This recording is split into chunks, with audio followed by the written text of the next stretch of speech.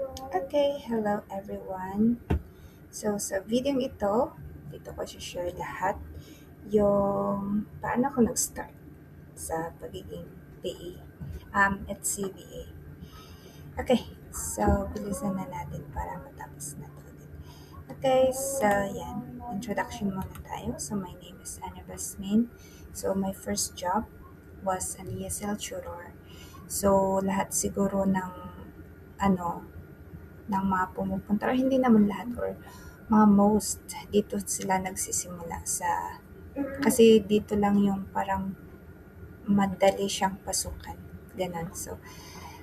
So ito yung pinaka first na nakita kong online job na puwede kong pasukan kahit wala akong experience. So hindi ko pa alam yung ibang mga home-based jobs, ESL tutor lang talaga. Kaya tinutukan ko yung pag-improve ng English speaking skills ko. Um, Nagbasa-basa ako ng mga English books, ganyan. Kasi wala, yung English ko talaga parang English ng karabuan. Ano yung parang, basta ganun. Hindi talaga ako mahusay mag-English. Kita nyo naman, di rin ako magaling magsalita. And I'm a shy type of person. Kaya siguro ganito yung kasi hindi ako pala salita. Ayun, okay. So, pero gusto kong i-share itong opportunity kaya ginagawa ko itong mga videos kasi maraming mga nanay or mga gustong um, mga OFW na gusto ring magka-work from home para at least nakikita nila yung mga anak nila, pamilya nila.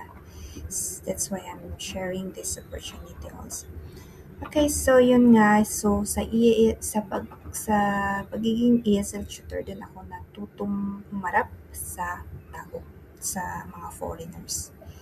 So siguro kung ikaw din shy type ka, mas magandang i-try mo din itong ESL tutor. So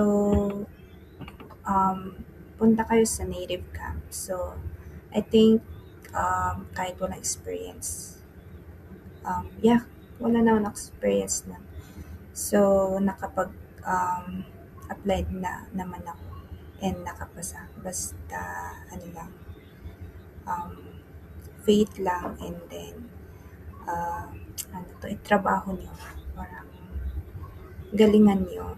Ganun. Okay, so, after 1 year, so, sa ESL tutor, so parang hindi na ako masaya sa ginagawa ko. Kasi, yung mga estudyante ko mas magaling pa sila sa akin mag-English. So parang nahihiya na ako or parang, um, natatakot na ako na baka, "Uy, mali yung tinuturo mo, yung mga ganyan. Baka mali pala yung mga pronunciation ko, ganyan-ganyan." Pero okey naman, pero yun nga lang, hindi na ako masaya, gano'n. So, nung time na-feel ko na yun, naghanap ako ng ibang online jobs. Doon ko nalaman na may marami palang types of online jobs na pwede mong pasukan. Oh, yun. So, sa YouTube. So, punta lang kayo sa YouTube. Maraming mga online job, training, tutorials, maraming coaches dun. So, ang first na nakita ko is about sa Amazon. So, nakita ko lang sa YouTube na kumikita siya ng 40,000 a month. So, syempre, tayong mukhang pera. So, yun. Anong tawag dun? So, napapunta ako sa YouTube and yun, nanood lang ako ng mga tutorials about sa pagiging Amazon VA. And then, may nakilala akong coach na nagtitrain ng mga Amazon VA and then minessage ko siya, may mga free um, coaching sila. So, minessage ko and then pwede bang sumali sa training nyo, ganyan. Hanggang sa yun pala, um, yung mga tinitrain pala nila, kumukuha din sila ng mga VA na magagaling na. Hindi naman magagaling na alam na natapos yung training. Kaya doon nakapasok na ako. So nakapasok na ako, nag-work ako sourcing specialist for 2 years. Yeah, 2 years. So, sa Amazon sourcing specialist naman, puyat, hindi flexible ang time. Tapos, very toxic nung job. Very mentally, nakaka-drain. Yeah, kaya, ayun, pero nung Amazon sourcing specialist ako, nag-Etsy seller na ako. Nagbebenta ako ng mga digital products sa Etsy. Kasi nung time na yun, gusto ko talaga ng mga side hustle, ganyan. So, naganap ako ng mga ibang mga online opportunities. So, nakita ko yung Etsy. Hindi ko pa alam yung about sa Etsy VA, ganyan. So, naging seller lang ako sa Etsy. Nagbenta ako ng mga digital products, ganyan, yung about sa Etsy, nakita ko lang din sa YouTube. Okay. So, naghanap lang ako ng mga side hustles for like these moms, mga pwedeng pagkakitaan online, yung mga ganun. And then, dun ko nakita sa Etsy. So, ayun nga. So, napunta ako sa, na burnout ako sa pagiging Amazon sourcing specialist. Then, nung nakita ko sa Upwork na mayroon palang mga clients na naghahanap ng mga Etsy VA, doon ako nag-try mag-apply. Kasi may experience na ako, kasi seller na ako eh. Kaya binitawan ko na yung client ko sa Amazon. And then, kasi nakuha ako sa Etsy.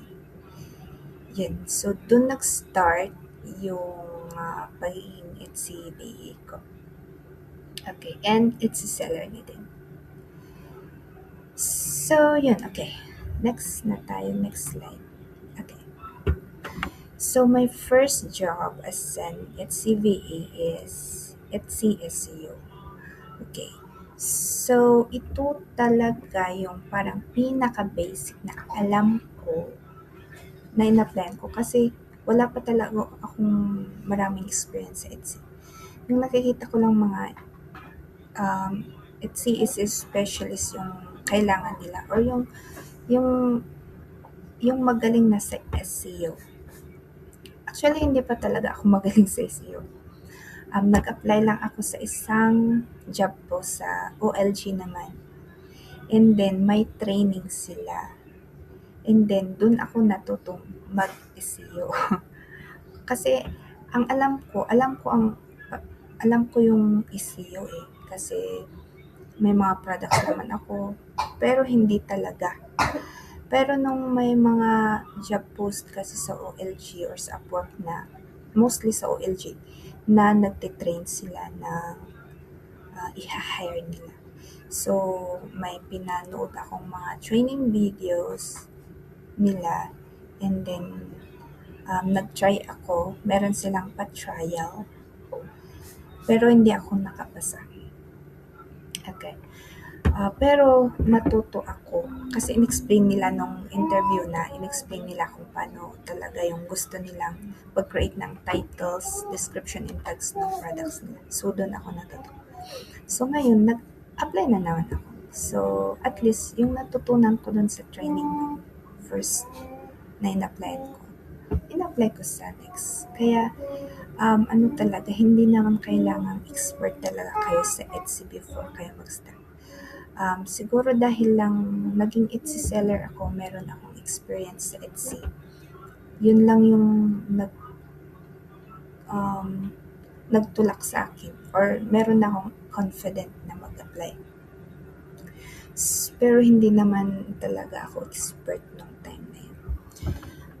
So, yun, hanggang sa nag-apply, na-reject.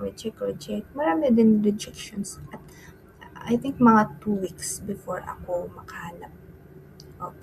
Yung mga in-applyan ko, nag-chat sila after 2 weeks. Pero yung iba, reject na. So, pero, and then my rate was $3 per hour. Yun yung, ito yung beginner's rate in Upwork. So, yung pinakamababa talaga yung inano ko para lang makaalis sa toxic na trabaho ko before. Okay, so, merong bagong seller na nag-hire sa akin. So, ang ginawa ko is Etsy SEO. Hanggang sa, Etsy SEO. Next. Ito siya naging, hanggang sa habang tumatagal, nadagdagan yung skills ko. So, from Etsy SEO, naging Etsy product lister. Kasi yung Etsy SEO, mga, 1 hour per day, 2 hours per day, ganun lang yung hinahanap nila. So, nag-apply. Naging Etsy product lister ako. And then, meron pang mga nagpagawa ng mock-ups nila, ganyan. So, dahil may experience na ako sa paggawa ng ganito sa sarili kong shop, ayun. So, in-applyan ko hanggang sa nalaman ko about sa mga ibang digital products. Kunti lang kasi yung alam kong mga digital hanggang sa may mga nag-hire din sa akin sa mga iba't ibang digital products. And then, hanggang sa nalaman ko itong print on demand. So, dito na yung parang gustong-gusto ko. So, dito na ako parang ganun. Dito na ako nag-focus sa print on demand and Etsy VA. Okay. So, 3 months na ganun. Ang daming job post about Etsy. And wala akong masyadong competitors kasi yung Etsy VA wala pa atang masyadong nagtuturo nung time na yun. Kahit tignan ko sa YouTube wala. Yung mga tinuturo nila is about Etsy seller, pagiging Etsy seller, hindi sa pagiging Etsy VA. So, accidentally ko lang siyang nalaman. Kaya yung mga job post ngayon is mga kunti-kunti lang. So, kung aaralin mo to, pwede kang humabol sa level na hindi pa masyado saturated. Ganun. Okay. So, hanggang after 3 years. Okay, ngayon na. So, after 3 years, ito na po ang aking Upwork. So, mostly, sa Upwork talaga ako naghahanap ng client. Pero, as a beginner, I suggest na i-try nyo din sa OLG kahit medyo mababang rate kasi doon kayo makakakuha ng experience doon kayo mag-upgrade ng skills sa mga experience nyo. Kahit mga $3 per hour lang, ganyan. Kasi kung maraming ka naman ng experience and maraming reviews yung account mo sa Upwork, pwede mo talaga siyang pwede mong i-level up yung rate. Okay, so I'm one of the top rated. So, hindi pa siya yung pinaka-top. Kasi meron pang mas mataas sa top rated. Hindi ko lang alam. Okay. So, I'm one of the top rated. And then, 121 total shops na. Hindi pwede. Ito pa, yung isa sa pinaka maganda dito about sa pagiging Etsy VA. Hindi ako ako napupuyat. Depende naman talaga yan. Kasi kung gusto niyong magpuyat, pwede naman. Pero hindi kailangan nagpupuyat tayo or hindi siya graveyard shift. Ganun lang. Okay, so morning hanggang mga 8 lang yung work ko. Yan. And then no burnout. Yes. Sa dati kong job, yun talaga, alam nyo ba yung oras ng work ko from 6 to 2 p.m. ng umaga. So, grabe yung iyak. Grabe yung stress. Grabe yung talagang wala kang tulog. Ganun. Meron pa akong baby nung time na yun. So, yun. Very thankful na ito na nasi-share ko na yung dream job ko sa inyo. And sana maging makatulong to sa inyo. And then, ngayon hawak ko na din yung oras ko. Wrong spelling, sorry. No, hawak ang oras. Okay. So, sa hawak ang oras, and kung gusto kong mag-work ng 5 or 4 na clients, gusto ko. Or kung gusto kong bawasan, pwedeng kapag tapos na hindi na ako mag-a-apply. Ganyan. So, hawak ko ang oras ko. Kung gusto kong dagdagan or bawasan, ganun. So, yung kaya ko lang gawin sa 6 hours. Yeah, 6 hours lang talaga yung kaya ng mata ko. Okay, so that's all. Thank you. And sa susunod nating video, so mag-share lang ako ng mga tips and guides sa pag-apply. And kasi yung pagiging Etsy seller is maraming tutorial na yan sa YouTube. So, lang kayo, nood lang. Pero ako, yung mga tips ko is sa mga Etsy na. Okay. So, subscribe lang and try ko mag-create ulit ng videos para tuloy-tuloy na yung pag-aaral niyo. Okay, so yun lang. Thank you so much. If may mga question kayo, so sa comment section lang. And sasagutin natin. Yeah, re-replyin ko kayo. Okay, thank you so much. Have a great time.